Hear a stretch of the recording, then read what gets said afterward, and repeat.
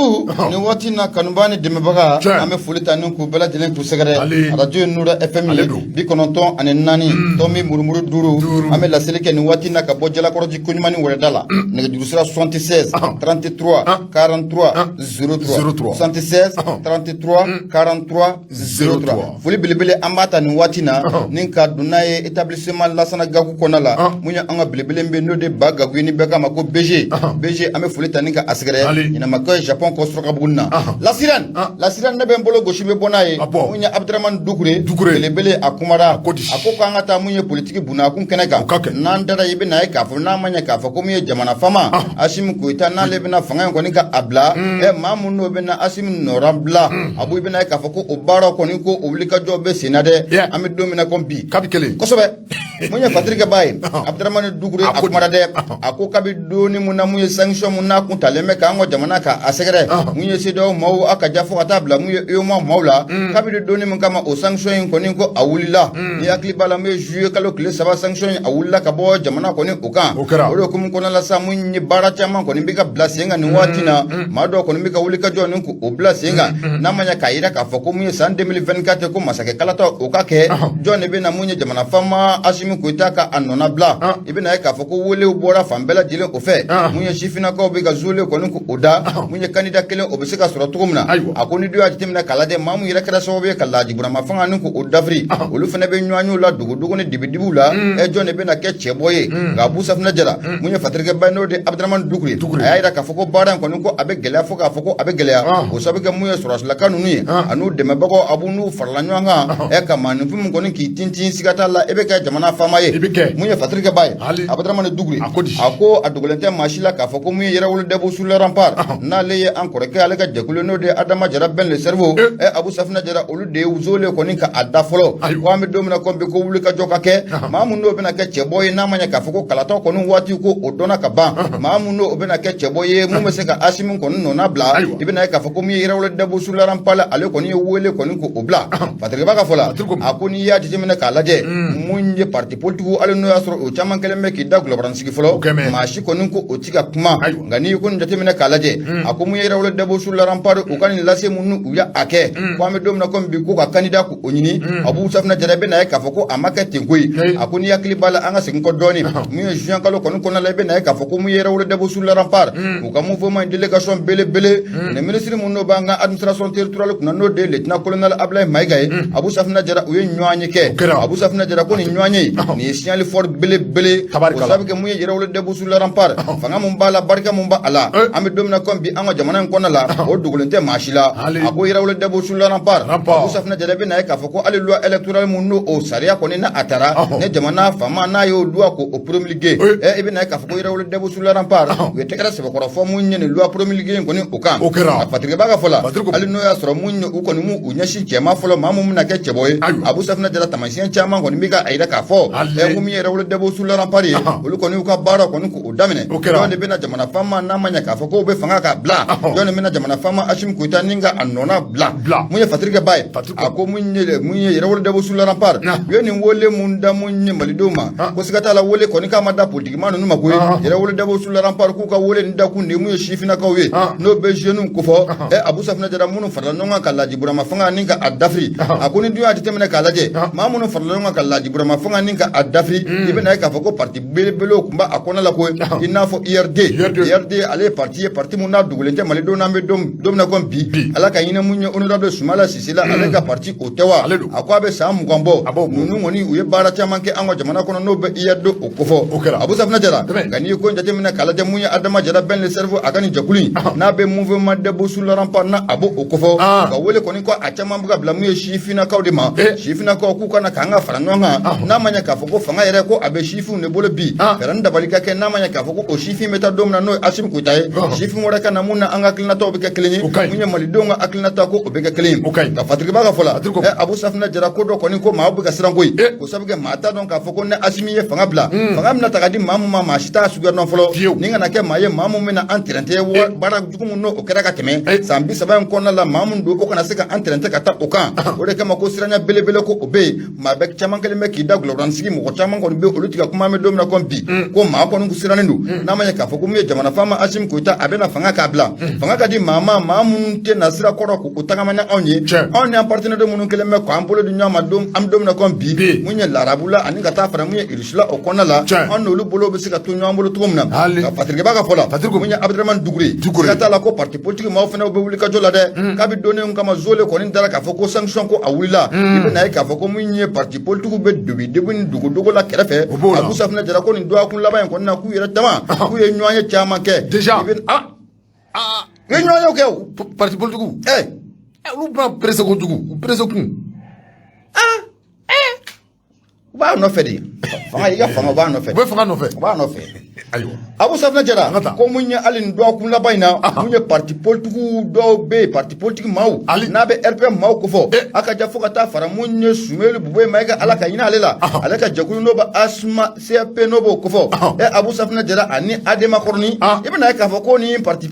politique nunu be faka feran da balle ka fara nywanga ka jebo kelen ko ni ko labo ako alinu asro munye IRD ko ni alemi ka kuma laban ko o fofolo o sabgo o daga o sebe ko wullendo ame domina kombi mata do no bina dakolon tininga afle ko ko nga achi nga fatrike ba ka fola mu parti politique nunu ko no ube faka fara nywanga ka feran da balle bala jele oke na manya ka fo ko munye militaire na be sura ko fo o lube na mamu no ku ka cheboye politique ko fara nywanga ube saka sira ko ni ko oda o chenya to ko muna ali ni bara ko abe gele faka fo ko abe gele ya munya abdraman dugre abu sigata la munya masaka kala ta mun no bina san 2024 o konala abu safna jara ana sofe fo ka be sofe ko sabaga mamu ne fanga bla taka kalfama abu safna jara bara bili adibulu na fani flani anya samaka bo la siran al konala abdraman dugre ale sebani ngala ibunya oba nga bete kado ka fo politique mo ku presse me wel nyanyo damne kabi kele ya damna ke kabe sanction wuli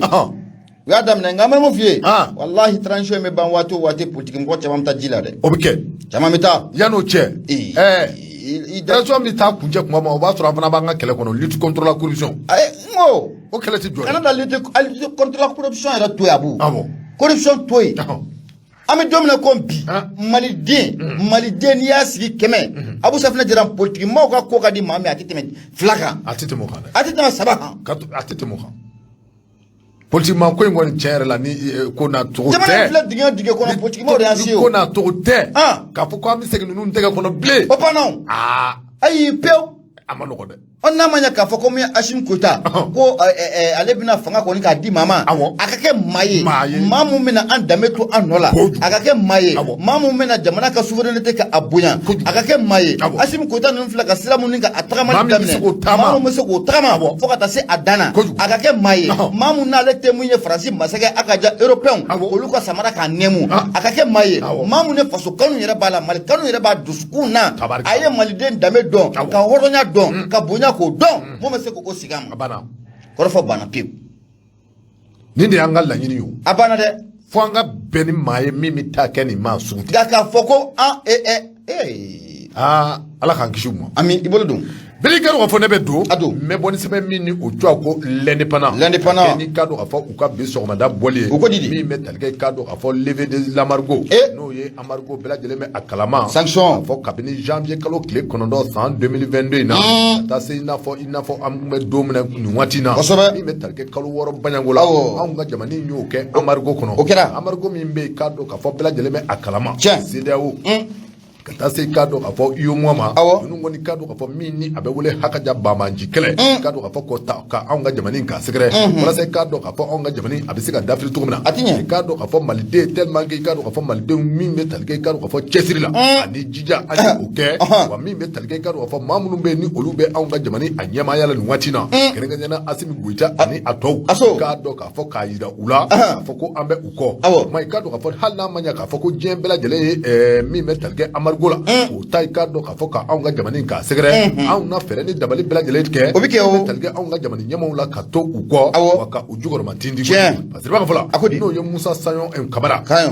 Musa Sayon Kamara ako Musa ko ni metalge kado ka fo wati minal amargo awula ka bo aunga jamani ngono ami be ni obe kado ka fo ni oye Antonio Guterres ale ko di kado ka fo adiso jara ya jira ka fo mi metalge kado ka fo jenyanwa baro mali kado ka fo katase Nations Unies mali kado ka fo katase jamani to bela jelema ay kado ka fo wati de strasa nga je ka fereni dabali bela jele tige wala se kado ka fo mali jamani mi se ka tanya to gomna mi metalge kado ka fo benga kado ka fo ani kwanya nyawla ulu ka teme an ni ɲɔgɔn cɛ walasa i k'a dɔn k'a fɔ transition min ni a tɔ kuntala man jan bilen a ka jɛ i k'a dɔn k'a fɔ a waati kɔni a kɛrɛnkɛrɛnnen dafara bɛɛ lajɛlen ye n'o bɛ tali kɛ i k'a dɔn k'a fɔ san 2024 la fɛɛrɛ ni dabali bɛɛ lajɛlen ka se ka tigɛ walasa i k'a dɔn k'a fɔ transition a tɔ kuntala a bɛ se ka kuncɛ ko ɲuman parce que b'a ka fɔ la min ye i k'a dɔn k'a fɔ Antonio Guterres i k'a dɔn k'a fɔ ONU o secrétaire général ale ko tɛ a y'a jira k'a fɔ a ye bataki kɛ bataki min kɔnɔna na i k'a dɔn k'a fɔ a ye foli ni tanu ta min bɛ tali kɛ i k'a dɔn k'a fɔ anw ka ɲɛmaaw la n'o ye transition ɲɛmaaw ye a ye k'a dɔn k'a fɔ ko Antonio Guterres i k'a dɔn k'a fɔ ko a ye tɛgɛrɛ fɔ u kun a sababu kɛ i k'a dɔn k'a fɔ maliden minnu filɛ nin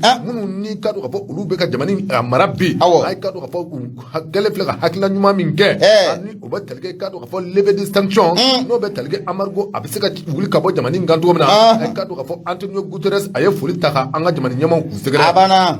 Antonio Guterres a y'a jira k'a fɔ ko juillet kalo tile 3 tɛmɛnen na bɛɛ lajɛlen bɛ a kalama k'a fɔ Mali sanction a wulila k'a sababu kɛ i k'a dɔn k'a fɔ lajɛrɛ belebele min ni o kɛra Accra i k'a dɔn k'a fɔ ni o kɛra Ganakaw fɛ yen min bɛ tali kɛ i k'a dɔn k'a fɔ CEDEAO masakaw la u ye lajɛrɛ kɛ a ka jan yanni o lajɛrew cɛ munumunu ni boliboli caman ne kɛra walasa i k'a dɔn k'a fɔ sanction a bɛ se ka wuli ka bɔ anw ka jamana in kan cogo min na kuma min bɛ tali kɛ Antonio Guterres la a k'i k'a dɔn k'a fɔ min bɛ tali kɛ anw ka malidenw na min bɛ tali kɛ Mali a marabaaw la sanction caman bin kun bɛ u kan sanction minnu bɛ tali kɛ i k'a dɔn k'a fɔ min bɛ tali kɛ voyage ko la o kun ye sanction ye min da kun bɛ ka an ka jamana kɔnɔdenw caman sɛgɛrɛ kɛrɛnkɛrɛnnen i k'a dɔn k'a fɔ faamalakaw wa min bɛ tali kɛ i k'a dɔn k'a fɔ u ka nafolo ko nafolo min bɛ i k'a dɔn k'a fɔ min ni o bɛ u bolo jamana wɛrɛ kɔfɛ a tɛ maa bolo jamana ko o natɔ tɛ anw ka jamana kɔnɔ bilen a tɛ maa si bolo k'a fɔ ko ninnu bɛɛ lajɛlen kun ye sanction taabolo dɔ ye wa min bɛ tali kɛ i k'a dɔn k'a fɔ hali ambassadeur kow la ninnu bɛɛ lajɛlen kun ye gɛlɛya ye i k'a dɔn k'a fɔ sanction a wulilen min filɛ nin ye ko nin bɛɛ lajɛlen bɛna segin a nɔ la min bɛ tali kɛ i k'a dɔn k'a fɔ ambassadeur la n'o ye jamanaw lasigidenw ye i n'a fɔ farafinna a tilebinfɛbolow ni ɲɔgɔn cɛ wa i k'a dɔn k'a fɔ ko o baaraw bɛna sabati an ka Mali ani jamana tɔw cɛ min bɛ tali kɛ hakaja hali jamana ɲɛmaa minnu bɛ yen n'i k'a dɔn k'a fɔ waati dɔ la a kun bɔra k'a fɔ ko u ka wari minnu bɛ jamana a ko kan tɛgɛ datɔ tɛ u kan ninnu bɛɛ lajɛlen sanction ye don natɔ la ko ninnu bɛɛ lajɛlen bɛna dɔɔni wuli o kuma i k'a dɔn k'a fɔ Antonio Guterres a nisɔndiyara kosɛbɛ a ko i k'a dɔn k'a fɔ jamana ɲɛmaa minnu ni olu bɛ anw ka jamana in bolo n'o ye i k'a dɔn k'a fɔ Assimi Goïta ka taa se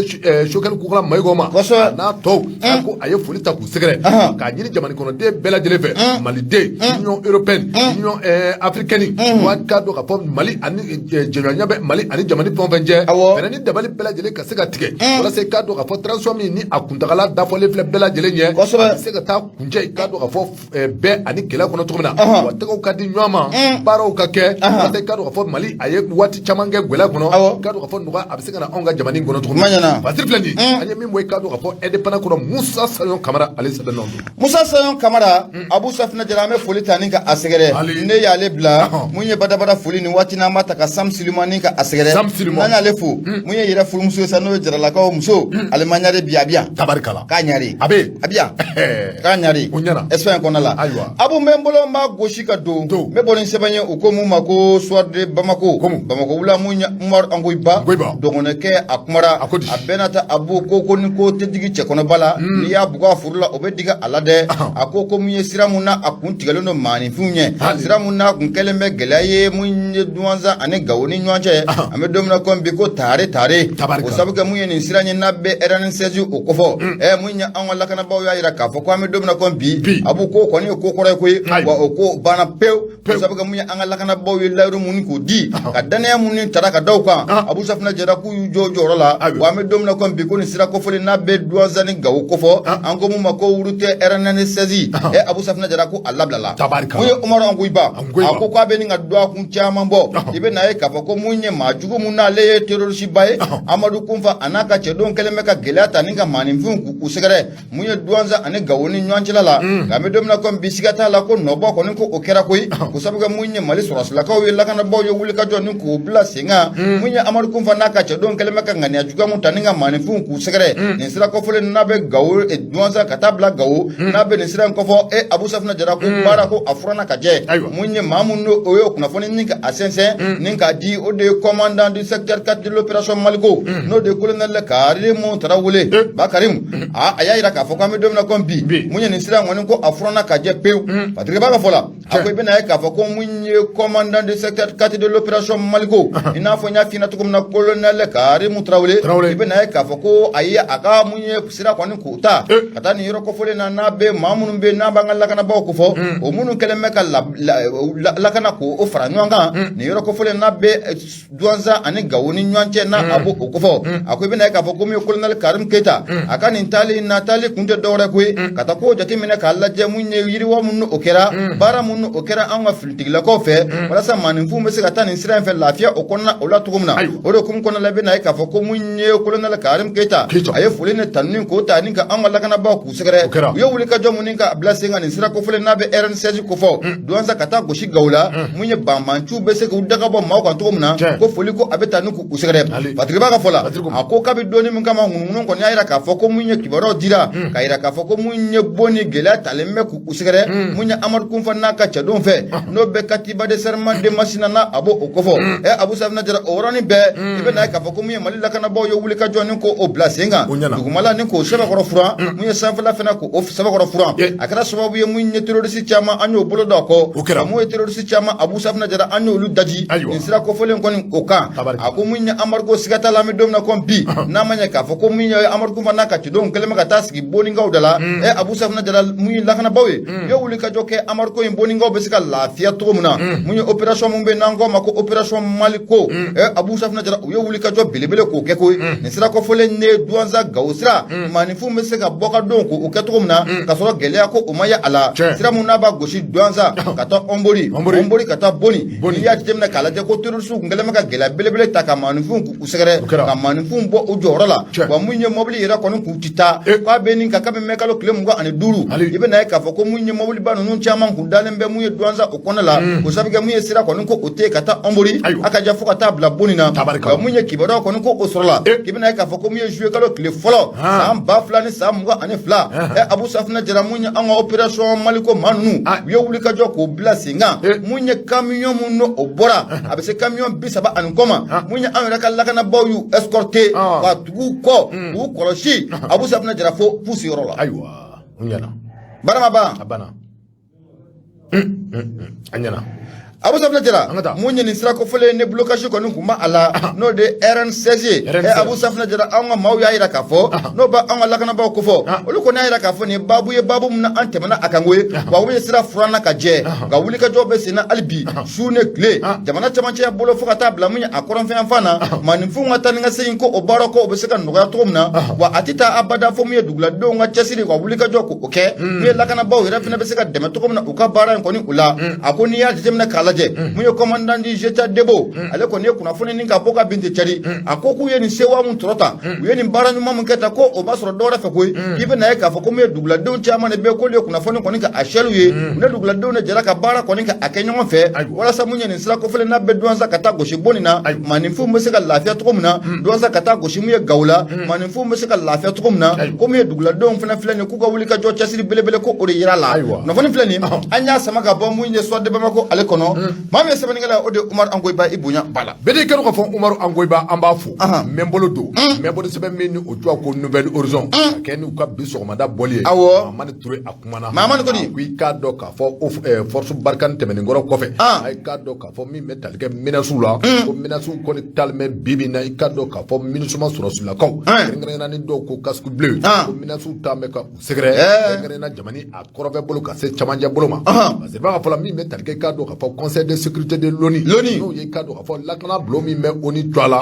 nyema fo ko ka do ka fo ako ajoro limbado sababu ke ka do ka fo woni a barakela munumbe an ga jabani ngono no ye a personnel uye da se ka do ka fo u ka mina ma walma u bolo la mina ko fere ni dabali bela jele ka tiga an ga mali nyema fe wala se ka do ka fo lakana bi se ka sabati to mina wala se ka do ka fo ni mamu ko foto munu ni u be ka barake ministre a twala ay ka do ka fo ko u be se ka lakana to mina an gu lakana awo nara ma ni famu ko agent de sécurité ka fo ko ale mako bi lakana la ne mani ministre ta nyoye da ko agara la ko en lakana e ka lakana yini awo na ko en lakana be lakana mani famu ko yabu ministre ta yi aw na ku ye ka maula kana ayra nali fukata blame domna ko bi no foi mayala no foi mayala docteur Sojo docteur Sojo pangulun sa odoro una ko droni aw mun ka kana mani funga aw rebe ka lakana ko nyini amano ko de Fasir ba fala ni oye Mamani Touré a ku cadre ka fo ni conseil de sécurité de l'ONU ye ni ko fo info do mine cadre ka fo jouer kalo clé duru temene no bena trata do ma ay cadre ka fo mi metal kay cadre ka fo exhibition ma fla no lu be casque bleu toala ka ta se cadre ka fo ma duru woro ma cadre ka fo ma fla olu fatura o cadre ka fo ma fla be ma duru be cadre ka fo ko olu sebe ko jokina cadre ka fo ni mbara chejugi ko ay taraka cadre ka fo ministre chakela do ku segre mi ni akara Salidi ani gawo fajaw ni ɲɔgɔn cɛ o de sɛbɛn k'a dɔn k'a fɔ min bɛ tali kɛ conseil de sécurité de l'ONU na a ko ka fɛɛrɛ ni dabali bɛɛ lajɛlen tigɛ k'a ɲini k'a dɔn k'a fɔ ko n'i y'a ta k'a lajɛ ka se k'a dɔn k'a fɔ MINUSMA a ye baara daminɛ anw ka jamana in kɔnɔ avril kalo kɔnɔna na san 2013 k'a daminɛ o don na ka se fɔ sisan ma maa min ni o fatura MINUSMA jɔ la ko a bɛ se maa 300 baɲanko ma koyi anw ta bɛ se ka date yan an da ka ca o ye o bɛna an nakun tɛ kɛlɛ ye wa ne kɛlɛ bɛ kɛ fagali de bɛ kɛ o parce que fala ko min bɛ tali kɛ k'a dɔn k'a fɔ MINUSMA surasi cɛ 300 baɲanko la k'a daminɛ u na waati la ka se fɔ sisan ma ni o ye avril kalo san 2013 la ka se o waati ma k'a daminɛ waati la ka se sisan ma maa 300 baɲanko ko o de fatura o kuma k'a dɔn k'a fɔ waleya cɛjugu min ni a talen filɛ ka MINUSMA kaw sɛgɛrɛ kɛrɛnkɛrɛnna exhibition maa fila ka taa se k'a dɔn k'a fɔ maa 5 wɛrɛw ma olu kɛlen filɛ ka fagali min ni jɔginiba min kɛ ka kɛ ni o hakilinaw ye min bɛ tali kɛ conseil de sécurité de l'ONU na ko k'a ɲini k'a dɔn k'a fɔ Mali jamana ɲɛmaaw fɛ u ka fɛɛrɛ ni dabali bɛɛ lajɛlen tigɛ k'a dɔn k'a fɔ min bɛ tali kɛ k'a dɔn k'a fɔ lakana a ka se ka sabati k'a sababu kɛ k'a dɔn k'a fɔ ko bɛɛ lajɛlen bɛ a kalama waati dɔ la k'a dɔn k'a fɔ min bɛ tali kɛ barikani na olu ni MINUSMA tun bɛ jɛ ka baara caman kɛ o waati la k'i k'a dɔn k'a fɔ o tun ye occasion ye walasa k'a dɔn k'a fɔ MINUSMA a bɛ se ka lakana k'a sɔrɔ cogo min na o ti kɛ a bɛ waati min na komi bi kabini k'a dɔn k'a fɔ barikani ko olu ye minɛnw jɛ a kɔni yɛrɛla k'a fɔ min bɛ tali kɛ MINUSMA baarakɛlaw la taa se k'a dɔn k'a fɔ haka ja a sɔrɔsilakaw ma hali minnu bɛ yen k'a dɔn k'a fɔ ni olu ye personnel gansanw ye k'a dɔn k'a fɔ ko degun t'an bɛ k'u sɛgɛrɛ nin waati na ka sababu kɛ k'a dɔn k'a fɔ lakanabaliya a ɲɔ a bɛ ka ɲɛ kura ye a teribaga fɔla u b'a ɲɛdɔn ye Mamani Touré a ko k'a dɔn k'a fɔ min bɛ tali kɛ k'a dɔn k'a fɔ MINUSMA ale ka mandat la bɛɛ lajɛlen bɛ a kalama k'a fɔ ko mandat in ko a kurayara san kelen baɲanko ko o farala a kan o kɛra k'a dɔn k'a fɔ juin kalo ale tile 29 tɛmɛnen tali kɛ k'a dɔn k'a fɔ mandat MINUSMA ka mandat kura la k'a dɔn k'a fɔ ko san kelen o farala a kan o kɔrɔfɔw sɛbɛn bɛɛ lajɛlen bɛ a kalama k'a fɔ san kelen min ni o farala a kan tali kɛ k'a dɔn k'a fɔ MINUSMA ale ka mandat la malidenw Mali ɲɛmaaw olu kɔni u kɛn bɛ k'u kantigɛ da yira ko min bɛ tali kɛ hakaja n'a ma ɲɛ k'a fɔ ko MINUSMA ale ka mandat a bɛ kuraya wa baara bɛɛ baara la i ka dɔn k'a fɔ ko MINUSMA u tɛna sɔn fiyewu MINUSMA a ka yamaruya k'olu kɛ min bɛ tali kɛ i ka dɔn k'a fɔ munumunu zalew dɔw la i ka dɔn k'a fɔ u ka o baaraw kɛ ni u yɛrɛ ye a ko o kɛtɔ tɛ u fɛ tuguni dɛ o tuma n'a ma ɲɛ k'a fɔ ko MINUSMA a bɛ baara fɛn o fɛn kɛ kɛrɛnkɛrɛnnen i ka dɔn k'a fɔ dugukolo ale Mali dugukolo sanfɛ k'u ni Mali sɔrɔsilakaw k'u lajɛ ko o baaraw kɛ hakaja i ka dɔn k'a fɔ don min na i ka dɔn k'a fɔ kɔrɔfɔ ninnu min fɔ anw ka ambassadeur min bɛ yen ni o tɔgɔ ko Isa Kɔnfuru Kɔnfuru k'a dɔn k'a fɔ ko a y'a ɲɛ sɛbɛ bilen bɔ o kɛra sababu kɛ i ka dɔn k'a fɔ a ye kɔrɔfɔ caman fɔ min n'i ka dɔn k'a fɔ u ma taa nanzara a jimi sira fɛ a y'a jira k'a fɔ n'a ma ɲɛ k'a fɔ ko MINUSMA hali ni a ka mandat bɛ kuraya a ka kan i ka dɔn k'a fɔ u bɛ baara fɛn o fɛn kɛ min bɛ tali kɛ anw ka sɔrɔsilakaw la u ka bɔ a bɛɛ lajɛlen kalama an ka jan anw ka sɔrɔsilakaw ka u bolo minɛ ko a ye taa nin ko in kɛ a kana taa yan fɛ a bɛ taa yan fɛ walima an ka taa ɲɔgɔn fɛ yan fɛ i ka dɔn k'a fɔ ko o de kan ka kɛ baaraw kɛcogo ye kɔrɔfɔ min filɛ n'a ma ɲɛ k'a fɔ ko MINUSMA a ka mandat a kurayara k'u na baara kɛ nin kɛcogo in na filɛ nin an ye min bɔ Nouvelle Horizon kɔnɔ Mamani Touré ale ka sɛbɛn mun ye Mamani Touré abu an bɛ foli ta ni ka a sɛgɛrɛ ne y'ale bila mun ye info matin abu ne ba ale sama ka gɛrɛna mun ye info matin maaw kumara a fɔ tare nɛgɛ ka boli nɛgɛ kan n'o bɛ terrain boli Abu Safina Jara n'o b'o kofɔ o siga t'a la mun ye transition a ye layiru mun ta Abu Safina Jara layiru ko a y'a bɔ a sira fɛ dɛ o tɛ o ɲɛna mun ye fatiri kɛ baa ye k'i bɛ na ye k'a fɔ ko mun ye hakilinaw tara ni hakiliba la mun ye jamana gouvernement ɲɛmaa fɛ a ka mun ye programme d'action gouvernementale mun na a taara o bugunatigɛ ka t'o ci mun ye CNT maaw ɲɛkɔrɔ ni le 2 août n'a bɛ août kalo tile 2 o kɔfɔ san 2000 ani san 21 k'i bɛ na ye k'a fɔ ko ni conseil national de transition n'olu y'a jateminɛ k'a lajɛ u y'a jateminɛ k'a lajɛ mun ye docteur Sugali Kokala Mayiga a ka ni programme d'action gouvernementale zole kun dalen bɛ k'a fɔ ko yanni ɲinɛ kɔni bɛ ban Abu Safina safna jara ko terrain ko ana kashikan ko bo ko nege ko ana bolin nege kan o kum ko la kibe na ka fo ko wuli ka jo ko no okera docteur sugal ku kala maiga anaka gouvernement fukata framu jamana fama ka uye lawrum ko ni ka adi e lawrum ko ko abika bo asrafa doni koy lawrum ko ko de dore kayira ka fo ko munye yani sa ngoni ko ka banko terrain ko ko apule kan ko onabo mali fantan nani bela jile o fe o de kum ko la kunu lo bena jouer kalo clé fort ma samba fla ane samgo ane fla munye communiquer do ko no o bora munye ministère des transports et des infrastructures ali joro communiquer mun ko na no bayira ka fo ko soni ko nega ko abina boli nega kan koy ko munye kibaro ko no bora ka bite chari kayira ka fo ko sini no bebe jouer kalo cliché kima e abu safna jara ko munye terrain flabe ameno luwuli ka o mon ko oke era munanga mako CC 22 05 ani ngata fra munye CC 22 07 abu safna jara ko lu ko mina wuli shini no bebe jouer kalo clé woro ma bamako ani negala ni nyonchela ula fatriba ka fola akoko ni ko ni kibara duma bayi akono bora kibe na ka fa ko do akun kele o kofe jouer kalo cléta ane saba sam bafla ane samgo ane fla kuloma dada jouer kalo cléta ane saba sam bafla ane samgo ane fla ko munye sira munno be bamako kay ko fo kay bamako ko osira ko obeta munye jouer kalo cléta ane saba tabarkala okay okay jouer kalo clé saba ko bamako kay transferayu okay na bora sirafe ame dugo de ka afene ka bo sirafe ko sobe aywa ode kum konala abu safna dara ko munye jamana autorité yo na ba jamana maraba ko fo ko bayini population fe bela jelen ko ninga ko inga ajete minen akliye mamunu kele meka tu jela munye terambuli yoro la nuwatina e abu safna dara ko bela jelen ko ningi ifratire ko sabuga ko nega ko abina boli nega kan ka damina bamako kata go shikaye jwe kalo klita ane saba fatiga baka fola ako akla jigina kibe na e ka fo ko munye anga jamana maraba ka ira ka fo ku uka amirna e teranga boli teranga nega ka boli nega sanfe ko o mas e umirna nuyo ota ode kum konala kibe na ka fo ko munye delegation bele ko o wulila wati temono nani aklibala ki kunda munye irisi jamana oka munye o delegation na ministre mumbe na lebe transport ne infrastructure kuna ale kumo o tama ina fo ka ta fara munye ministre munabe economy et des finances no ba anga musaka ko kufo abu no kuma ni tama ina me kalo temene munye mosu ko fe uka ni tama in kona lebe na ka fo kunde irisu ka société unyoye société munye terrain don fo ka adona kari mamunu mesaka terrain glan ka terrain kura ka aglan o munye terrain kura fana ka wuli ka jo asenga uno osoleto irisu ku ye nywanye ko ko abulla fenchama ko ko uka ko olu ira ka foko wuli ka job na ke chasuru ko obuna ke ko mu yetere kura do ira ko obuna de jamana mame dom na kompi o fana temanu ko foka boy ko mu ala nga tere mun fana biya abu sabna jara ne gori ni ndoni mu ula ko una labe ko gori nu mesaka bo ula to muna bo seka sira jan ko ko obara ko otime to muna ko mu irisu ko soleto ko ni o danganya ko odi patri baga fola akwa ngoni me dom na kompi kuna fona ko ne bora kunu ka bitte chari ministre mun na lebe transport na infrastructure kuna ayida ka fo ko juma do no be shinima je kalo cliche ki ko mu yen nege na boli nege ka damine be mako kata goshi nege la o te manu ko fo ka boy do akun kele o kofe ibe na ka fo ko je kalo kleta ane sawa ko mu nye ba mako kaye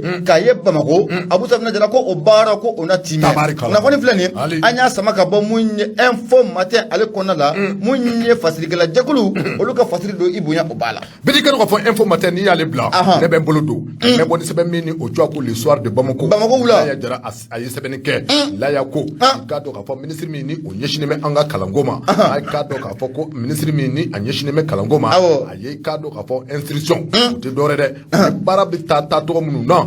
instruction ferme kangare da kambele bele ko tay ka do ka fo ka nyema o secret nyema munu ni olu be wole ko directeur de l'académie d'enseignement ka do ka fo ka olu kelengele bela dile ka secret awo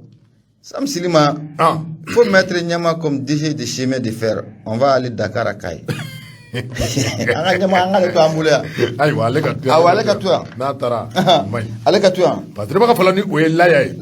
Laya ku ka do ka fo ministre de l'éducation ka do ka fo akelen goro ko fa ni kangare Dakar nu ka ta ka de ayo ku segre ni metalge ka do ka fo baramunu ni olu be ke examen ko nana bela jele me akalama ka fo kabini wati dola examen fin d'année no be talge ka do ka fo san kunje nyanda munu me ke ka do ka fo ko o baro be sina ka do ka fo ka damne kapula n'o bɔra defu i ka dɔn k'a fɔ an bɛ waati min na komi sisan bɛɛ t'o bɛɛ sirɔ n'o bɔra i ka dɔn k'a fɔ don nataw la i ka dɔn k'a fɔ min bɛ tali kɛ bagi o examen la ka taa se i ka dɔn k'a fɔ examen de IFM ma ani ka dɔn k'a fɔ agriculture o ni a ɲɔgɔnna tɔw bɛɛ lajɛlen minnu bɛɛ lajɛlen ye examen de fin d'année minnu ni a bɛ kɛ ministre ka dɔn k'a fɔ a ye ci tigɛ i ka dɔn k'a fɔ a ka DAO la DAO minnu ka dɔn k'a fɔ min bɛ tali kɛ secrétariat minnu bɛ kɛ nin examen kɔnɔna na baara minnu bɛ kɛ nin examen kɔnɔna na baara ninnu bɛ se ka kɛ baara cɛ ɲuman ye cogo min na baara minnu ni a bɛ kɛ examen kɔnɔna na i ka dɔn k'a fɔ a ka kɛ baara tilennenw ye wa a ka kɛ ladiriya o kɔnɔna na. A banna. Ministre ka fɔ la i ka dɔn k'a fɔ a bɛ san caman bɔ i ka dɔn k'a fɔ bɛɛ lajɛlen bɛ a kalama k'a fɔ Mali jamana a kalanko a sɛbɛ yobo yaba wa i ka dɔn k'a fɔ anw ka kalanko a bɛ n galamano a mɛnna Seriba ka fɔ la maa caman de bɛ yen i ka dɔn k'a fɔ mun ni o jɔn tɛ i jɔyɔrɔ la i ka dɔn k'a fɔ min bɛ tali kɛ secrétaire général la département i ka dɔn k'a fɔ secrétaire général département n'o ye Kinani Ag ye i ka dɔn k'a fɔ a ye sɛbɛn kɛ sɛbɛn in kɔnɔna na i ka dɔn k'a fɔ u ye foli ni tanu ta i ka dɔn k'a fɔ ka ɲɛmaw k'u sɛgɛrɛ ɲɛmaw i ka dɔn k'a fɔ ko olu ka foli jigin i ka dɔn ka se ka u dugumamaw ma koyi Seriba ka fɔ la u y'a yira i ka dɔn k'a fɔ n'i y'a ta k'a lajɛ a bɛ san caman bɔ Mali école ko a sɛbɛ don bɛ ngalama la k'a sababu kɛ i ka dɔn k'a fɔ ni examen ni o waatiw sera i ka dɔn k'a fɔ fɛn min bɛ tali kɛ dibi ko caman na fɛn min bɛ tali kɛ i ka dɔn k'a fɔ dibi ko caman ka taa se i ka dɔn k'a fɔ fraude ma i ka dɔn k'a fɔ nin baara cɛjugu caman de bɛ organiser i ka dɔn k'a fɔ Mali a examen kɔnɔna na a ka jan ka taa se i ka dɔn k'a fɔ secrétariat bɛɛ lajɛlen kɔnɔna na fɛn min bɛ tali kɛ i ka dɔn k'a fɔ yurugu kow la a ko nin bɛɛ lajɛlen de ye baara cɛjugu ye ni a bɛ kɛ anw ka examen kɔnɔ o bɛ kɛ ministre kɔni y'a ta k'a yira i ka dɔn k'a fɔ a ka DAO la kangari daka k'a ɲɛfɔ DAO ye i ka dɔn k'a fɔ min bɛ tali kɛ examen u la a secrétariat kɔnɔna na baara ninnu ka kɛ baara cɛjugumanw ye baara ninnu ka kɛ ladiriya fan bɛɛ i ka dɔn k'a fɔ ani yɛrɛ dɔn o kɔnɔna na ministre ka dɔn k'a fɔ a ye kɔrɔfɔ caman bɔ min bɛ tali kɛ i ka dɔn k'a fɔ DAO la koyi ko DAO ka fɛɛrɛ ni dabali bɛɛ lajɛlen tigɛ n'a ka jan musaka minnu fana bɛ taa a kow dafɛ a bɛɛ lajɛlen musakaw ka bɔ a bɔcogo la musaka minnu bɛ ka dɔn k'a fɔ ni jamana bɛ a ta ka bila kalanko a sira kan a bɛɛ lajɛlen ka taa a taa da kan taa da fɛ walasa i ka dɔn k'a fɔ baaraw bɛɛ lajɛlen bɛ kɛ baara sabatilen ministre a y'a yira k'a fɔ ko kabini san 1991 waati min na i ka dɔn k'a fɔ démocratie fanga ni a donna anw ka jamana in kɔnɔ o kɛra bɛɛ lajɛlen bɛ a kalama k'a fɔ Mali école ko a sɛbɛ yobo yabala sababu kɛ i ka dɔn k'a fɔ a kɛra sira ye sira min ni a dira maa caman ma olu ka écolesow dayɛlɛ kɛra batɛmɛ sira ye i ka dɔn k'a fɔ ni olu bɛ wele ko promoteur d'école a i ka dɔn k'a fɔ ko Mali école ko a kɛ mɛ wari ɲini yɔrɔ ye Mali école ko i ka dɔn k'a fɔ ko a bɛ ɲini ka kɛ ndamanda ye sanga ani waati bɛɛ lajɛlen na dɔnna écolesonin dɔ dayɛlɛ wa i ka dɔn k'a fɔ min bɛ tali kɛ suivi la contrôle jateminɛ k'a fɔ jateminɛ ani contrôle o t'a kan k'a fɔ ko nin jite boli écoleso ninnu kan a ye wulibali y'o ye o dogolen tɛ maa si la o o kuma i ka dɔn k'a fɔ ko ministre ko ni examen waatiw sera maa caman de bɛ boliboli kɛ maa caman de bɛ don ka bɔ kɛ walasa i ka dɔn k'a fɔ i k'i ka sɔrɔta sɔrɔ cogo min na examen waati la min filɛ nin ye i ka dɔn k'a fɔ ka kɛɲɛ ni Malikura ale o kuntilenna ye ka kɛɲɛ ni Malikura a taasira ye i ka dɔn k'a fɔ ko o baaraw banna a banna i ka dɔn k'a fɔ ni cɛ o cɛ n'i tɛgɛ dara i ka dɔn k'a fɔ ko i bɛ taa bɔgɔ jɛnen kan dɛ o kuma examen ka kɛ a don cogo la examen ka kɛ a kɛcogo la secrétariat minnu bɛ i ka dɔn k'a fɔ hakaja musaka minnu bɛ taa a baaraw dafɛ secrétariat a bɛɛ lajɛlen ka kɛ o kɛcogo la i ka dɔn k'a fɔ ministre a ye nin jiw tigɛ i ka dɔn k'a fɔ a ka DAO la i ye bɛɛ lajɛlen ka kunnafoni k'a jigin i ka dɔn k'a fɔ i dugumamaw ni ɲɔgɔn cɛ walasa i ka dɔn k'a fɔ bɛɛ lajɛlen ka kunnafoni min bɛ tali kɛ école ko a examen hokumu kɔnɔna la batiri filɛ nin ye an ye min bɔ i ka dɔn k'a fɔ le soir de Bamako kɔnɔ Laya Jara ale ka sɛbɛn Laya Jara foli bɛ taa ni k'a sɛgɛrɛ lasira ni Abu ne b'ale sama ka gɛrɛ na Digimɛnɛ Sɔnkɔrɔ o ye kini ye mun ye Dugu fana Keyita Dugu fana a kumara a ko an ka taa impôt o kɔnɔna la Abu Safunɛ Jara ko kasajugu ko a wulilen do ye dɛ ka maaninfinw k'u kusa ni ɲɔgɔn ye k'i yɛrɛ diyaɲɛ maa ni ka taa bila a jɔyɔrɔ la ko o kumana ko o kasajugu de wulilen do an bɛ don min na komi bi an ka impôt a kɔnɔna o la wa mun ye Dugu fana Keyita a y'a yira k'a fɔ ko mun ye dɔgɔkun tɛmɛnen na k'i bɛ na ye k'a fɔ ko mun ye direction générale des impôts a ye yɛlɛmali caman kɔni k'o kɛ mun ye a ka centre minnu n'olu bɛ Bamakɔ o kɔnɔna o la o de hukumu kɔnɔna la ko kibaruya kɔni o bɔra ka bin ten cari ko mun ye centre minnu n'o bɛ commune 1 na o chef de centre i bɛ na ye k'a fɔ ko a y'o sɛlɛ ka t'o da mun ye communicatif o kɔnɔna la mun ye communicatif mun ye chef de centre mun fana bɛ yen a y'o sɛlɛ ka t'o da mun ye commune 6 o kɔnɔna la o tɛmɛnen kɔfɛ ka bɔ yen ko mun ye chef de centre mun fana bɛ yen Abu Safunɛ Jara ne ale fana bɛ mun ye commune 6 o kɔnɔna la a y'o sɛlɛ ka n'o da mun ye commune 2 o kɔnɔ mun ye commune 1 ta commune d'état ayo shela kano damu ye commune o konala nunu bala dilen chef de centrier ile mali bara munu o kera impôt ma ko ni o fait o do kum konala ibena ka foko ma chama ko ni miga yingali to min ka asigira la yatimna le kala chama aka jafu ka tafara impôt bara kala o yera kan ni ile mali mun fle ni nu ka nyama o boraka atimeta ne fenye femu na be manifin ko ni ki kamana gan ko sobe ko ni fenye femu na be ma ko ni ki kamana gan mali kura ko la alibi o do kum konala ma mu yera na alebe impôt bala dilen kuna mi domna ko bi o de directeur général no be machasi konate ko fo ko sigate femuna ko kiboro ko sorola ko machasi konate ayera ya janye mawdo ku bla ni njoro nunu na koy ko machasi konate ibina ka fo ko ane mamunu yeterie teru ku ibina ka fo ko ayolu chama ne placer ni njoro banunu ko nala o kum ko nala ko mu yo o misali jonjon en fin juin mu nye Pascal Dako ko ni ya jemena kala je ale directeur général no be machasi konate ko fo ko teri bere ja ale ko wa ajenwan ko ko odo Malikura Aïe, pratique. Ni ye sans fera fura wallahi il continue encore avec ses ni ye sans fera fura wallahi ni ma duguma la fura tela dobaje an game ko Malikura safe jaduguma mobe halibi we tabulo korola ubene utabla abo moi do kele mena mu fina ado kele ba foko ajoli u joli ira de yele mana quoi abana bon u joli atiseka samaka bo play fieu bon ali ko kibu nege kana nuye ka ajugo kolo ka bula fieu iti se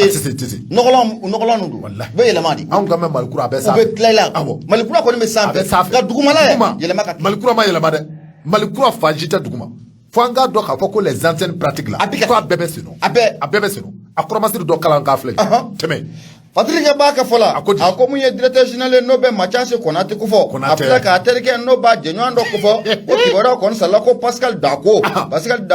Abu Safna Jara o Pascal Dako muna kume commune ula o Pascal Dako ko sanfla ko fe ibena ka fo ko mu ye Pascal Dako atara yira so mu ye commune kati ula o commune sisila o te manon ko fo boy albini Pascal Dako kelen Abu Safna Jara chef de centre do boy ko o te manon ko fo boy ko nani yira so mu ye commune o konna ula Abu Safna Jara munye Patrick Baye no de dugu fana Keita akoni te famia tukusla munye sa fla konala ni joro belebele no ko ta kalfa makelema ne fenye femuna famel be gele fuka fuko abe gele Abu Safna Jara albi angata ibena ka fuko ni dona munye anga empo okonala ibena ka fuko manifun kusalo no nyoanye munye nyema mumbe binabe machase konate kufo favoritism danya tai nepotism danya tai Abu Safna Jara ko empo baragala yore odalu ko ko odigwe munye Patrick Baye alibi akmara no de dugu fana Keita ayira ka foko ma do ayira ka foko ni wuli ka join kunje dore ko munye mamunu mbe no le bara nyuma ke empola ko olube se ka joro nyuma ko no soro tugumna ga Abu Safna Jara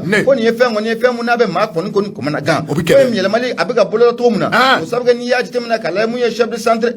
Abu Safna Jara ko ale bini yero soro yoro la yoro munno ye commune kati commune sesi Abu Safna Jara ko yoro munno oyo okonna oye commune sesi do yoro Abu Safna Jara ale jignedi affaire koni affaire munno be comme si konala ko ye jigna he empoka jigna ko oyo oye Patrick Baka fola ako kibaro ko ko osorola ko munye nyama no be majasi konate ko fo ara ka bara munno go ke empola ara ka tabulo empo konala Abu Safna Jara ko clinian ko majebe ko mu ye clinian ka fo ko majasi konate ko a clinian no wa majasi konate banga wole blame ye verificateur ma majati nani nyura na fo ka ta blame dom na ko bi sega sega lu ko ke majasi ka bara machazi segere ukata machazi larawai ko larawali ka ye segere machazi konate an woni me domna ko bi ko impo ayake yoro favoritisme ane kata framu nepotisme ga o kuma na ayake yoro de wa ni ngali to me asigira ayali ndo ko laba ngono ndo ko be kono la impo mo be munum na mo ma seli ba sura impo mo be ya uya tam no koy okay o ba munum na de wakati beba a mafla nyongo fe obe bitiginu ndala yi obe bitiginu ndala yi ga ko nunu tega cleaner de kono wala mu yode ko nunu tega cleaner kono abe fo atega cleaner kono jamana nchena fuka fuko achena Abu wallahi jamana nchena de wambe mu fa ashimiye mamunu kalaf wati temono na katemela di broma fuka nun kono la muye atite fanga fuka na bla mu fanga amanu numbe administration monalbi les soi-disant démocrates là ubey ou kana so am kana nga bonu mabuy sengoro wallahi wakati bebi sengoro che nu mabuy wallahi wakati be les soi-disant démocrates awo e ma ya parti politique do na sibe tigara fo safu be tigara fa no fa sisan woni kage ko mu ba fe wallahi uti fe ni nyama du ma bi aso bu kunu ngi sigini wallahi bu kunu ala kanya kadama beti kado ka fo amita angata suku kona kana ko sabu ke wati suku taka wati sira na mora suku kono munye Salvou Keita le Domingo de la musique Domingo de la musique malin fo aleka kuna foni obien no fena bora munye basketeur nuni oluka kuna foni olu munun gena o kuna foni daga kalama abina damu ye fédération malienne de basket amena da kola no fena bora Abou Safina Diarra me soro ka tan shele munye to mura bugu misiri o konna la angata yakuba gindo e fan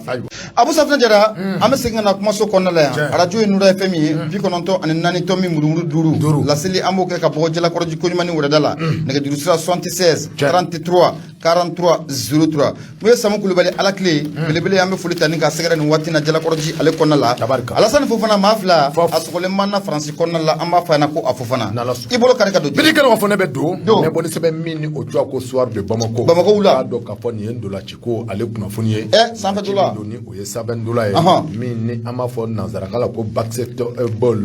ikado ka foni o ye Savechelu ikado ka fo Yusuf Konate ako mi metal ke ikado ka fo Savechelu ale jouer ma wolofla banyangola ay ikado ka fo ko olu gwena ka bo ikado ka fo ndola chiko asiraka $7 asiraka basket Fédération bureau fédération de la fédération bureau fédération malienne de basketball de la fédération malienne de basketball no ye kado ka fo Savechelu le nyamaya soba ay kado ka fo ko ye la jere bake la jere yu ke femi metal ke tarata temene kado ka fo jouer kalo clé duru en 2022 ou ye la jere bake la jere nzebe korfo mu ni otarabo akono ti dorere ye kanyaki ni bereta kanin jenu ma wolofla ko segre kado ka fo Savechelu ma wolofla kado ka fo segere ka sababu ke kado ka fo ye tableau chejugu min da ka kado ka fo ka ndolajila walma Savechelu ko ka ako ka lagoshi ay kado ka fo ka kene ka lagoshi li tableau ye kado ka fo min metal ke nyaki ni berila ou ye ataka segere nu ngoni ya yira ka fo min metal ke ninja wolofla na no ye kado ka fo Savechelu che wolofla no ye basket kelaw ye kado ka fo ko olu koni kado ka fo kelengoro ko ku bla condition bela dilena condition ti dore kado ka fo entraînement ni fe mununga kanka o bla o bela jelena wati mine kado ka fo u ye donu kuru u bita kado ka fo kata ukanga ta jouer yoromina kado ka fo ko o baro kunganga ke kunganga ta jouer kado ka fo Kigali kado ka fo Rwanda kumita undola ci lay wala say kado ka fo Mali abisika fereni dabale bela jele bisika tigatumna an ga Mali abisika qualifier tumna kado ka fo nunga bamanjia ko anana ke wol anana wolo fena mi kera sababu kado ka fo ka an ga jamani ka disqualifier kado ka fo ka bo baralo mi metal ke kado ka fo an ga Mali ko kado ka fo ko a disqualifiera kuma kado ka fo o kera sababu sanction ko uya ta ka ma wolo blain ka segre parce que ba fo la no Yusuf Konate Yusuf ko kado ka fo ni ye ndola ci ko mi ye sanan chelwe ni ye sanan chelu ko lajɛ kado ka fɔ ko Mali kɔni ko an kun kan ka fɛrɛ ni dabali bɛɛ lajɛlen tigɛ min ni a bɛ wele ko afro basket 2023 ko i k'a dɔn ka fɔ o éliminatoires de bɛ sen nɔ wa n'i y'a ta ka lajɛ a coupe mondiale k'a dɔn ka fɔ ko ninnu bɛɛ lajɛlen ye sen ye baaraw de tun bɛ sen na kuma i k'a dɔn ka fɔ cɛlakaw ka sira kan min bɛ tali kɛ i k'a dɔn ka fɔ anw kun kan ka taa an ka cɛlakaw malidenw kun kan ka taa cɛlakaw ka sira kan i k'a dɔn ka fɔ waati min na i k'a dɔn ka fɔ labɛn ni dabali bɛɛ lajɛlen tigɛra walasa i k'a dɔn ka fɔ Mali a bɛ se ka fɛrɛ ni dabali bɛɛ lajɛlen tigɛ walasa i k'a dɔn ka fɔ anw bɛ se ka seno nin ko in cogo min na n'u ye k'a dɔn k'a fɔ afro basket 2023 n'u ye a coupe mondiale ye k'a dɔn k'a fɔ an bɛ se ka seno a la cogo min na kuma ye k'a dɔn k'a fɔ joueurs talen kɔrɔ kɔfɛ fɛrɛ ni dabali bɛɛ lajɛlen tigɛra min bɛ tali kɛ k'a dɔn k'a fɔ labɛnw siraw kan nka entraînement ka taa se k'a dɔn k'a fɔ logement ma bɛɛ lajɛlen kɔni k'a dɔn k'a fɔ ko nin bɛɛ lajɛlen kɔni kun sabatira ayiwa fasiriba ka fɔla ninnu bɛɛ lajɛlen sabatilen kɔrɔ kɔfɛ a ye k'a dɔn k'a fɔ ko nin jɛ wolonwula in a b'i n'a fɔ ko u ye u daji tu ɲɔgɔn da kɔnɔ k'a sababu kɛ i k'a dɔn k'a fɔ u kɔni nana k'u ca k'u jɔ a min bɛ tali kɛ i k'a dɔn k'a fɔ ko joueli la ko olu jouetɔtɔ bi u jouetɔtɔ sini waati min na i k'a dɔn k'a fɔ labɛn bɛɛ lajɛlen sabatilen mɛ ko Mali kun kan ka jouer i k'a dɔn k'a fɔ jumadon ni o bɛnna jouer kalo tile fɔlɔ ma n'i k'a dɔn k'a fɔ sibiridon o bɛnna jouer kalo a tile fila ma an kun kan ka fɛɛrɛ ni dabali bɛɛ lajɛlen tigɛ kɛ dɔn k'a fɔ ka jouer kuma n'i k'a dɔn k'a fɔ ni Mali kun jouer mɛ nin jouer fila in kɔnɔ ala i k'a dɔn k'a fɔ a dɔw la a kun bɛ bɛn sababa ma wa i k'a dɔn k'a fɔ ko anw kunna passé wa i k'a dɔn k'a fɔ ko an kunna taa i k'a dɔn k'a fɔ a coupe mondial la n'o ye afro basket ball ye a tɛ ka fɔ la i k'a dɔn k'a fɔ dolacila sanfɛ celu maa 7 min filɛ nin ye ninnu kɔni nana u ba canjalen i k'a dɔn k'a fɔ ko u tɛ jouer a sababu kɛ i k'a dɔn k'a fɔ kunnafoni dɔw y'a yira k'a fɔ min bɛ tali kɛ i k'a dɔn k'a fɔ ninnu jouer baliya la a sababu ti dɔwɛrɛ dɛ a fɔra k'a fɔ ko i k'a dɔn k'a fɔ ninnu kɔni y'a yira i k'a dɔn k'a fɔ hali ni u y'a o yira réseaux sociaux sanfɛ k'a fɔ i k'a dɔn k'a fɔ condition dɔw bɛ olu ma sabati u ti dɔwɛrɛ dɛ u ye i k'a dɔn k'a fɔ u ni wari min ka kan i k'a dɔn k'a fɔ ni a bɛ wele ko prime i k'a dɔn k'a fɔ n'i ye baarakɛla n'i y'a bila baara kɔnɔ yanni baara a bɛ daminɛ ani min ka kan ni baara n'a taara kuncɛ sebaaya sɔrɔla o sebaaya ma sɔrɔ wari min kan ka di i k'a dɔn k'a fɔ a bɛ i n'a fɔ blocus ko blocus a bɛ nin yɔrɔ in na i n'a fɔ ko gɛlɛya bɛ nin yɔrɔ in na parce que k'a fɔ maa minnu filɛ nin ye i k'a dɔn k'a fɔ ni u ye ni o ye ndolacila cɛ 7 in ye i k'a dɔn k'a fɔ ko ninnu kɔni y'a yira k'a fɔ min bɛ tali kɛ olu ka prime la k'i k'a dɔn k'a fɔ ko u ka prime ko a ma di u ma ne kɛra sababu ye i k'a dɔn k'a fɔ olu kɔni y'u ba canjalen i k'a dɔn k'a fɔ ko u joué tɔ bi u joué tɛ sini i k'a dɔn k'a fɔ min bɛ tali kɛ i k'a dɔn k'a fɔ a ɲɛmayaso la n'o ye ndolacila sanfɛ celu a ɲɛmayaso ye fédération de basketball ye ninnu kɔni k'a dɔn k'a fɔ ko u dimina nin wale in kɛlen k'u y'a yira k'a fɔ k'i k'a dɔn k'a fɔ ko ministre des sports n'o ye ndolacilaw ka ministre ko ye ale kɔni kun ye fɛɛrɛ ni dabali bɛɛ lajɛlen tigɛ ko wa ko fɛɛrɛ ni dabali bɛɛ lajɛlen ka kɛ i k'a dɔn k'a fɔ Mali a bɛ se ka sebaaya sɔrɔ nin ko in kɛnɛ kan cogo min na nka n'a ma ɲɛ k'a fɔ ko nin ko in kɛra nin kɛcogo in na k'i k'a dɔn k'a fɔ ko olu ye jalaki ta kosɛbɛ ka nin cɛ 7 in k'a sɛgɛrɛ k'a sababu kɛ i k'a dɔn k'a fɔ ko u ye Mali humilier u ye ka kumasuli k'o ta ka anw ka jamana k'a sɛgɛrɛ kɛrɛnkɛrɛnnen k'a dɔn k'a fɔ faden kɛnɛ kan o kuma in k'a dɔn k'a fɔ ko anw ka jamana a kumasulila faden kɛnɛ kan ndolaciko sira kan kɛrɛnkɛrɛnnen sanfɛ celu olu o bolo kan k'a dɔn k'a fɔ min bɛ tali kɛ anw ka Mali la i k'a dɔn k'a fɔ ko kumasuli ye an sɔrɔ k'a sababu kɛ i k'a dɔn k'a fɔ nin cɛ 7 in ka baara ye kuma min bɛ tali kɛ i k'a dɔn k'a fɔ ɲagini bere la u y'a ta ka cɛ 7 in k'a sɛgɛrɛ kuma k'i k'a dɔn k'a fɔ cɛ 7 in k'u y'u tɛgɛ ko k'u sen bila k'o fiyewu ka bɔ i k'a dɔn k'a fɔ min bɛ tali kɛ sanfɛ celuko la u tɛgɛ ko ka bɔ o la anw ka Mali dugukolo kan Patrik filɛ nin ye i ye k'a dɔn k'a fɔ an ye min bɔ soir de bamu kɔnɔ Youssouf Konate ale ka sɛbɛn Youssouf Konate foli o bɛ taa ni ka a sɛgɛrɛ Abu Safinɛ Jara dɔ bɛ ɲala wa i bɛna ye k'a fɔ ko dɔ bɛ ɲa cɛlakaw la nin sanction mun ne ni radiation mun filɛ ka ta ni ka nin dolacila sanfɛ dolacila 7 ni ka a sɛgɛrɛ Abu Safinɛ Jara an y'o de fɔ an y'a fɔ kɛnɛ in kɔnɔ sa a bɛ fɔ Asimi ɲɛna i bɛ k'a fɔ ka taa fara mun ye Amadu Tumani Ture Alpha Umar Konare u kɛlɛla baara mun nɔfɛ n'a ye sanfɛla fura n'a ma dugumala fura a ma lafiya dɛ hali bi a ko de bɛ sen nin bɛɛ y'o ye n'a ma sanfɛla fura n'a ye sanfɛla fura ni dugumala ma fura a tɛ lafiya dɛ n'o tɛ nin ye injustice de mais on peut pas mettre les joueurs dans des conditions olu tɛ se ka ban n bɛna mun f'i ye o m'o de fɔ ko condition de ma réuni n ko n bɛna mun f'i ye ni bon a filɛ nin ye a taalen filɛ bolo min kan nin an ka basket ko nin y'a donnen galama de la ko sabu kɛ jɛkulu jɛkulu bɛ yen Mali kɔnɔna la fo ka taa fara mun ye basket kɛlɛ kɔrɔw kan u bɛɛ faralen ɲɔgɔn kan k'a fɔ ko nin ɲangili mun n'a filɛ ka taa nin ye ka ni sanfɛ dolacila ninnu k'u sɛgɛrɛ u tɛna jɛ n'a ye bi wa u tɛna jɛ n'a ye sini aw fédération mɔgɔw est-ce que a ka prime a bɛ taa mission minnu na prime ninnu filɛ dɛ hali n'a sɔrɔ réduction kɛra la aw jɛra a kɔ wa u t'u ta minɛ k'u bila kun u t'u ta minɛ k'u bila quoi munna a bɛ denmisɛnninw nɛgɛ munna a b'u nɛgɛ n'an donna pankuru kɔnɔ an b'a di aw ma ye n'an bɔra pankuru kɔnɔ an bɛna d'aw ma ye ka to k'u nɛgɛ k'u nɛgɛli dɔrɔn ma ni nɛgɛni sera yɔrɔ dɔ la n'u y'a ye k'a fɔ ko an bɛ ka nɛgɛ an fana y'u ban voilà nɛgɛli la don mais ne bɛ jigin denmisɛnninw na yɔrɔ mun na Abu Safinɛ Jara ni maa ninnu n'o de fiyɛna digimana sɔngɔ ye kini kojugu ninnu bɛ nin réseau ninnu kɔnɔ a mɛnna dɛ yanni u tun bɛ don pankuru de kɔnɔ ka taa u tun ka muruti fari de boloda Bamakɔ yan kabi yan a ye muruti fari boloda k'a fɔ ko a tɛ taa a tɛ taa n'a ka prime ma d'a ma wa prime yɛrɛ kuma da bɛ fɔlɔ yɛrɛ n ko wari kɔrɔ de don u bɛ k'a fɔ ko wari kɔrɔ de don a y'a fɔ a tɛ taa n'a ka prime ma d'a ma mais aw bɔlen kɔfɛ yan ka taa n'a ma ɲɛ k'a fɔ ko a baara kɛra ten a bɛ jamana de tɔgɔ la a kan ka jamana ka baara kɛ n'aw seginna a k'a dɔn k'a fɔ ko maa mun n'o bɛ fanga la bi n'o ye Asimi ye a tɛ nin ko in bila ten abada a prime ko bɛ cogo min na a bɛ ɲɛɲini an bɛ jigin denmisɛnw na o yɔrɔ la parce que une fois que u sera Kigali ka ban mun ye jamana ko an ka fɛɛrɛ de kɛ ka jamana k'a défend ye n'an seginna ka na an bɛna a tɔ ɲɛnabɔ yan n'o tɛ fédération malienne de basketball jo t'a la dɛ a bɛ denmisɛnninw nɛgɛ k'u ɲɔgɔn aw yɛrɛ bɛ taa ka mission na prime min bɛ di aw ma aw banna la wa a jɛra o prime kan wa n'i ko bɔ kuma u b'a fɔ ko fasoden ɲumanya ka kɛ ka kɛ fasoden ɲuman ye o tuma fédération malienne de basketball mɔgɔ ninnu fasoden ɲuman tɛ aw ya aw jɛlen don a ka prime kɔ a ka émission prime a jɛr'u kɔ nin denmisɛnnin ninnu jɔn bɛ se k'a fɔ ko ninnu tɛ fasoden ɲuman ye ni dolacila ninnu fo ka taa fara min ye sanfɛ dolacilaw kan a caman de bɛ bi Abu Safinɛ Jara u bɛ gɛlɛya kɔnɔna la mun ye junior ye olu ka sogo a bɛ cogo di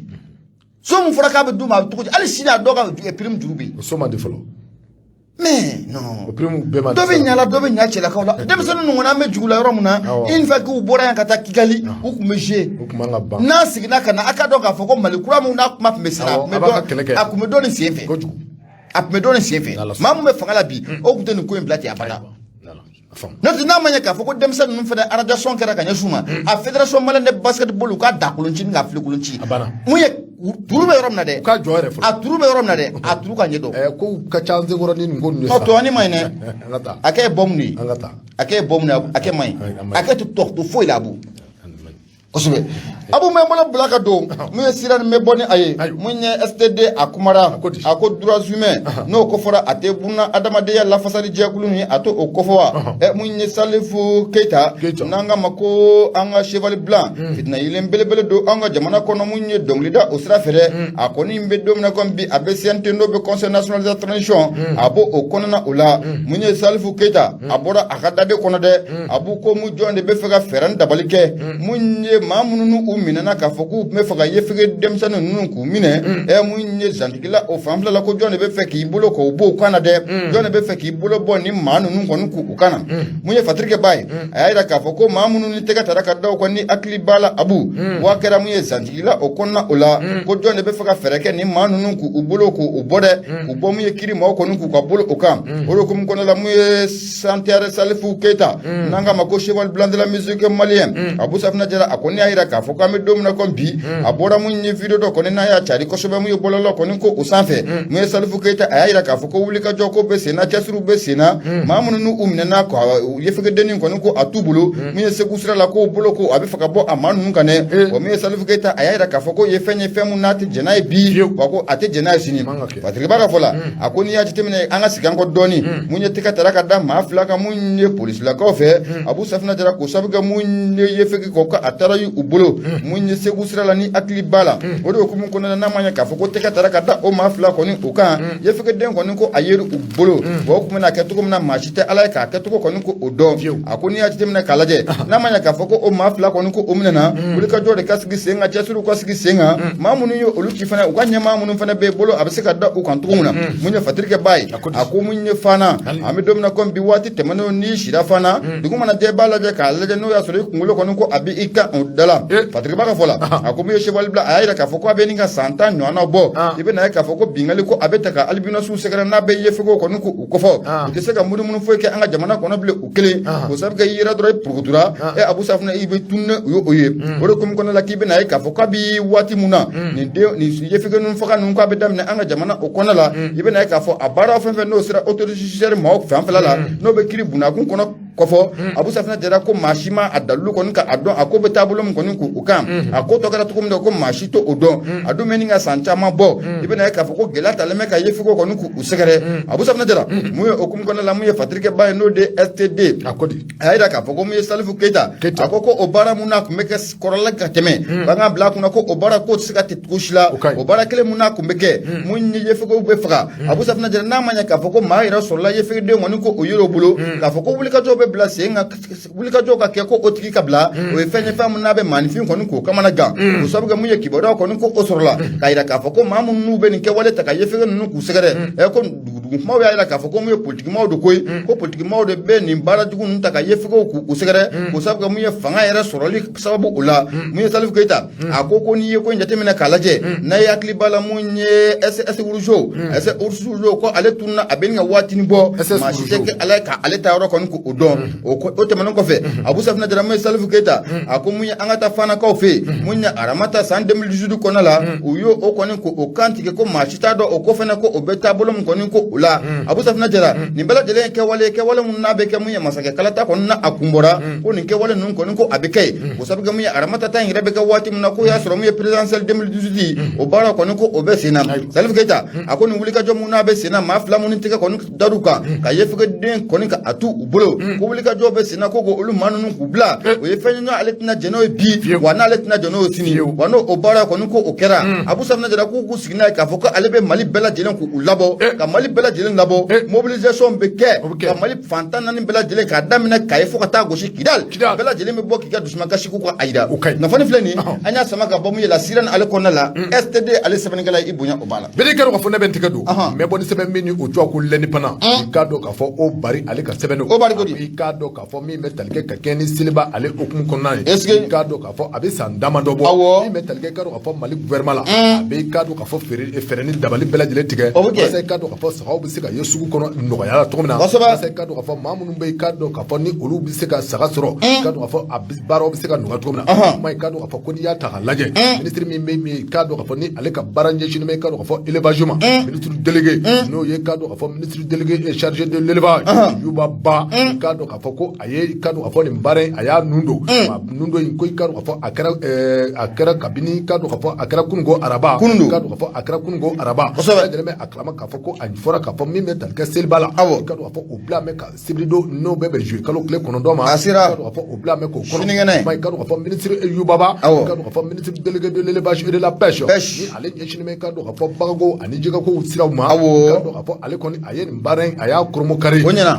lin ikado ka fo ni ya ta laje mi metal ka ikado ka fo saka chama be akene ka mi metal ka ikado ka fo ministre aye yala oke yala dara ikado ka fo bajala ale ikado ka fo ale dola chikene ka ni tare ikado ka fo ibasoro ko asaka chama be orola ani ikado ka fo sugoningo ikado ka fo terrain mi be ni obe wole ko terrain shaba ikado ka fo ko ado be mi be wole ko ikado ka fo lafia bugu ani turkhoro bugu ikado ka fo nunum bela jele ani ikado ka fo kase hippodrome balandandrema nunum bela jele ikado ka fo stade municipal hippodrome na ikado ka fo nunum bela jele yoroye mi metal ke ikado ka fo saga dadumana ko abe soro ni yorola sirba ka fula ikado ka fo ministre wati mina atara ni yorola ikado ka fo aye fuli ni tanuta ka saga ferba ku segre ikado ka fo haka ja kliya munu nyera fana be yorola ikado ka fo ka encourager ministre ikado ka fo ako ikado ka fo ko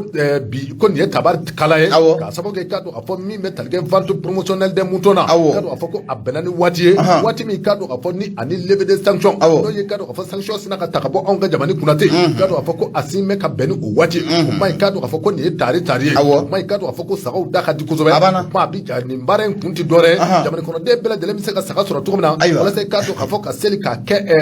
jakono na ka seli ka ke la pia konana ma ikado ka fo kabini sanchama ikado ka fo ni mbare abike jamani ngono ma mi metal ke ikado ka fo fa gouvernement transition ale nyama wula fona ikado ka fo uye ni mbare uye adamene ikado ka fo bare anato sino ma ko ni yira ka fo ni saga utaka laje saga ikado ka fo sigidama sabado sigidama folo no bi wole ko premier choix o piru ba ta ikado ka fo mi metal ke 90,000 la wata ani shegi ikado ka tabla 125,000 la no ye wa moi ani doro o premier choix o ta sɔrɔ tɛ saga kuma ba yɛrɛ olu ta kuma baw ya tɛ kuma ba yɛrɛ premier choix ta la kuma baw ya wallahi kuma ba tɛ ayiwa o kuma ikado ka fɔ ko premier choix olu sagaw ko n'i y'a ta ka lajɛ peinture verte ikado ka fɔ ni o ye peinture binkɛnɛ ikado ka fɔ ko o bɛ o kan kuma ikado ka fɔ 10,000 25,000 o premier choix o prix y'o ye deuxième choix n'i y'a ta ka lajɛ kɛmɛ ka ikado ka fɔ peinture jaune n'o ye nɛrɛmugu peinture ye o kɛmɛ olu kan ikado ka fɔ ko olu prix ye 70,000 ka taa bila 90,000 la wata ani nani wata ani shegi fana ka fisa abu an ka taa ma ye ayiwa ni metal ke troisième choix la troisième choix i ka dɔn ka fɔ ko o prix i ka dɔn ka fɔ n'i y'o olu couleur ta ka lajɛ couleur rouge ni o ye bilenman ye o bɛ olu kan i ka dɔn ka fɔ o bɛ daminɛ 10,000 ka taa se 10,004 ma ayiwa nin ka fisa ayiwa ni mbiriw ka fisa ayiwa nka i bɛ taa sɔrɔ i yɛrɛ ka kuma don i bɛ taa sɔrɔ nin dɔw bɛ yen sɛw bɛ sɛw la o ka kɔkɔ n'a ye a bɛ wɛrɛ tɛ ko ye problème ye mun ye fɛn problème ye i b'a dɔn mun ye vente promotionnelle problème yɛrɛ fɛn min ye yɔrɔ ministre kɔni nin y'ale taalen o ale ma taa a ko k'a kolomakari ka tɛmɛ wa bon i bɛ taa ye k'a fɔ ko mun ye a bɛ ka feere yɔrɔ minnu na mun ye maa dɔw de fana bɛ yen olu bɛ taa ni saga ninnu bɛɛ lajɛlen aramanse k'a peinture ninnu bɛɛ bɔ a la sufɛlaw fɛ u b'a kalama o de bɛ taa ni saga ninnu bɛɛ lajɛlen aramanse ka tila ka t'u ta dɔw kan mɔgɔ kelen bɛ se saga 40 sa ka tila k'u ta dɔw kan u b'a kalama a baara bɛ sen na a mɛnna o de man ɲi o la a bɛ gɛlɛya jamana gouvernement kɛlen bɛ ka mɔgɔ minnu bila a kama ye bɛɛ bɛ taa ni sɔrɔ a ko la maa dɔw de bɛ taa ni saga ninnu ramase ka tila ka taa u ta prix yɛlɛ ka t'u ta saga san 30 40 ka kɛ jagokun ye ka t'u ta prix yɛlɛ sanfɛ comme u ka logement sociaux ko i y'a faamu biri ka k'a fɔ ko ministre ko ka k'a fɔ vente promotionnaire min ni a talen filɛ nin ye ka Bamakɔ quartier fan caman sɛgɛrɛ i ka k'a fɔ ko wa a bɛ Mali fan caman wɛrɛw la kɛrɛnkɛrɛnnen i ka k'a fɔ Kayi sugu kɔnɔna na i ka k'a fɔ Sikaso Mopti ani Segu ninnu bɛɛ lajɛlen yɔrɔ i ka k'a fɔ ni vente promotionnaire gouvernement jɔ a la nin baara in bɛ ka kɛ o yɔrɔ la Fasiri filɛ nin ye an ye min fɔ i ka k'a fɔ indépendant kɔnɔ o bari ale ka sɛbɛn mun ye o bari foli o bɛ taa ni ka sɛgɛrɛ Adonis Déché Traoré Adonis Déché Traoré an bɛ foli ta ni ka sɛgɛrɛ a ko ça doit être contrôlé Wulibali don dɛ a ka jateminɛ Abu n bɛ n bolo gosi ka don waati in kɔni a sɛbɛkɔrɔ taara mun ye o de ye ale kumalen don indicateur du haut niveau o kɔnɔ an ka taa Torokɔrɔbugu n'an taara Torokɔrɔbugu misiri mun bɛ n'an k'a ma ko Muhamadu Niazi dɔw fana k'a ma ko Fidama Abu Safinɛ Jara ko a datugulen don hali bi dɛ mun ye fatirikɛba ye n'o de o de a ko ka ɲɛsin mun ye misiri kɔnɔmaaw yɛrɛ u ka bɛnbaliya e bɛna ye k'a fɔ ko ni misiri kɔfɔlen n'a bɛ Muhamadu Niazi kofɔ fo dɔw yɛrɛ b'a wele ko misiri Fidama n'a sigiyɔrɔ n'u bɛ Torokɔrɔbugu o kɔnɔna o la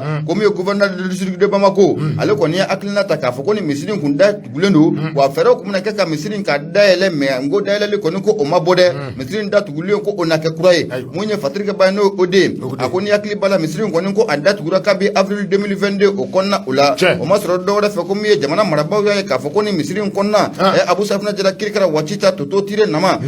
tire toto ko de yira ni misiri kɔnɔna o la koyi a ko n'i y'a jateminɛ k'a lajɛ ni misiri kɔnɔna la mun ye kilan fila o b'a a kɔnɔna la o sabu kɛ ko maa dɔw kɛlen bɛ ka taa a tinji ko fɔ jagoya ko mun ye tarika n'o bɛ tijaniya ko fɔ o ka don misiri kɔnɔna la o tɛmɛnen kɔfɛ dɔw fana kɛlen bɛ ka t'u cɛ kosɛbɛ ko mun ye sunuti ye n'o fɔra a tɛ sunamaw kɔfɔ olu fana kɛlen bɛ ka t'u sɛbɛkɔrɔ tintin ko fɔ jagoya ko o baaraw de ka kɛ ni misiri kɔfɔna in na n'a ma ɲɛ k'a fɔ ko a baara in kɔni k'o bɛ senna ten min ye jamana gouverneur kɔni a district de Bamako o gouverneur kɔni ye hakilina ta ka miirina ta ka wulikajɔ k'o kɛ k'a bɛ avril 2022 o kɔnɔna la a ye wulikajɔ kɛ ka cɛsiri k'o kɛ gouverneur yɛrɛ ko don dɛ walasa ni maa fila ni jɛkulu fila o bɛ se ka bɛn fɔ la cogo min na n'a bɛ maa minnu bɛ fɛ ka taa tarika ka t'o sinsin tijaniya ka t'o sinsin ani ka taa fara mun ye sunamaw maaw kan mun ye gouverneur a ye wulikajɔ kɛ walasa ninnu bɛ se ka don da kelen fɛ cogo min na ka bɔ da kelen fɛ nka n'a ta bɛ Abu Safinɛ Jara i bɛna ye k'a fɔ ko mun ye gouverneur ka wulikajɔ ko nɔ ma ye a la koyi o de kun kɔnɔna la mun ye gouverneur a y'a yira k'a fɔ ko misiri ko a datugulen kɔni bɛ to pewu Abu Safinɛ Jara ko fo ka taa ban waati min na gɛlɛya kɔni ko o banna mun ye kunnafoni filɛ nin ye an y'a sama ka bɔ indicateur du haut niveau kɔnɔna la o de ale sɛbɛnnikɛla i bonya bɛte ni kuma kɛra aw fɛ si ça ne va pas tu fermes a banna gouvernement y'a ka décision ta Abu an ka nin l'exécutif an ka kuru ka da waati sera an ka kuru ka da mun ye kumaso o kun kalifalen don Mamadu Adama Mayiga fɛ Gafu Jama Amadu waati ni sɛbɛkɔrɔ taara an bɛ hakɛto ni kɛ Yakuba Gindo fɛ waati kɔni sɛbɛkɔrɔ taara an bɛ hakɛto kɛ Yakuba Gindo fɛ waati sɛbɛkɔrɔ taara mun ye kumaso kalifalen Mamadu Adama Mayiga bolo mun ye nɛgɛ kɛrɛfɛ o kun bɛ Yakuba Gindo bolo mun ye Jibril Jabate Facebook kun b'ale bolo kuma bara Abu Safinɛ Jara wa karitarawle biti wasala